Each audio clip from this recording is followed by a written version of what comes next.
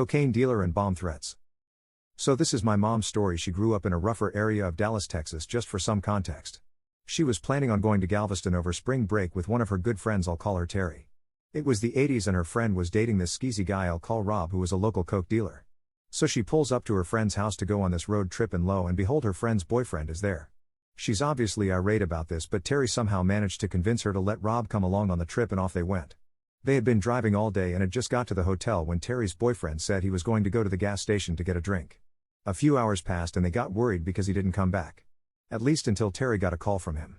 Apparently Terry's dumb boyfriend had tried to sell coke to an undercover cop at the 7-Eleven and been hauled off to jail. So my mom and Terry decide to pack up and go back home without him. Rob had gotten out on bail while he was awaiting his trial in court, where my mom had been told to testify. Shortly after this, she and my grandparents start getting bomb threats from this dude saying if she incriminates him, bad things will happen. Needless to say, they are scared shitless. They contacted the police, however, since they couldn't confirm if it was Rob, nothing was done. So she went to one of the guys that she kinda had a thing for at the time. I'll call him Tom, who was the son of the boss of a local mob. He was the guy who would go out and torture people when they didn't pay the mob back their debts and break arms and legs. Yikes. Tom, after hearing my mom out, says that they will take care of it and to not worry.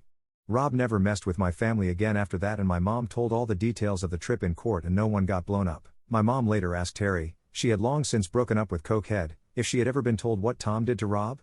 The best part is she had all the juicy details. Basically, Rob was walking around one night and 3 guys in masks jumped out of the back of a black SUV and threw a bag over his head, tied him up, tossed him in the trunk of the car and drove to a meat factory or car place. He wasn't sure, but there was chains and hooks among other scary things.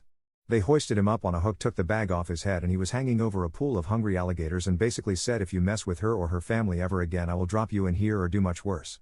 After scaring the dude, they dumped him on a road somewhere in Louisiana. Request.